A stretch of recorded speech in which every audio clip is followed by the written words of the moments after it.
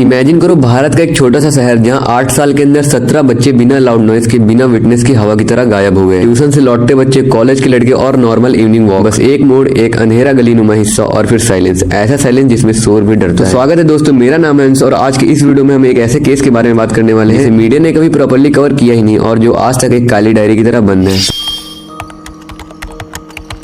साल 2002, जलगांव डिस्ट्रिक्ट महाराष्ट्र। जिंदगी बिल्कुल नॉर्मल चल रही थी तब तक जब तक पहला लड़का 16 साल का राहुल ट्यूशन से घर लौटते समय गायब हुआ। फैमिली पुलिस स्टेशन गई, पुलिस ने रूटीन लाइन मारी, बच्चा भाग गया होगा और केस बंद। फिर 1 महीने बाद दूसरा लड़का गायब हुआ, फिर तीसरा और फिर चौथा। साल 2002 से 2004 के बीच 8 लड़के गायब हो चुके थे। सभी लड़कों की एज लगभग 14 से 20 साल की थी और गायब होने का पैटर्न सेम पहले वाले की तरह था। पेरेंट्स ने एक दूसरे से बात करना शुरू किया और पैटर्न पहले दिन की तरह साफ था। गायब हुए लड़कों के बैग और साइकिल रोड के किनारे पड़ी मिलती और देख के ऐसा लगता है जैसे उसे किसी ने छुआ ही ना हो। कोई स्ट्रगल नहीं, कोई आई विटनेस नहीं। पुलिस के अकॉर्डिंग ये एक टिपिकल रनवे केस था, पर असल में ये एक सोची समझी साजिश थी। पर पुलिस नहीं मानी, उनका वही जवाब था, बच्चे भाग गए होंगे। लेकिन एक बात पेरेंट्स नहीं समझ पाए, सब बच्चे एक ही दिशा में क्यों भागते? अगर ये एक रनवे केस होता तो कम से कम दिशा तो बदलती। 2006 से मिसिंग लिस्ट 6 से बढ़ के 12 हो चुकी थी। लोग थक चुके थे, केस ठंडा पड़ चुका था। फिर 2010 में वो हुआ जिसका अंदाजा भी नहीं था। एक लड़का जो 4 साल बाद जिंदा वापस मिल गया। वो काफी डरा हुआ था, आवाज कांप रही थी, पर उसके वर्ड्स तेज थे, जैसे अंदर बंद दरवाजे अचानक से खुल गए हों। उन्होंने मुझे एक व्हाइट पिकअप वैन में घसीटा और आंखों में कपड़ा बांधकर ले गए। उसने बताया कि उसके साथ 2 लड़के और थे। ऐसा लगता था जैसे वो एक सर्कुलर नाइटमेयर में फंसा हुआ हो जहाँ वक्त आगे बढ़ता ही नहीं। और फिर वो जहाँ कैद था उस जगह के बारे में बताता है। एक बड़ा हॉल जैसा कमरा, सीमेंट की स्मेल और एक सर्जिकल टेबल, और फिर रात में बड़ी बड़ी मशीनों के चलने की आवाजें। फिर उसने एक लाइन बोली जिसको सुन के सब कांप जाते हैं। उसने कहा कि कुछ लोगों को लेके जाते थे लेकिन वो वापस कभी नहीं आते थे। और वो लड़का ये क्लेम करता है कि इसको बाहर के लोग बचा के यहाँ पे छोड़ के गए हैं और पुलिस ने इसको मेंटली अनस्टेबल घोषित कर दिया। लेकिन रिपोर्ट जायज थी और डेट भी मैच कर रही थी। तो फिर यहाँ पे सोचने वाली बात ये है कि सच क्या था।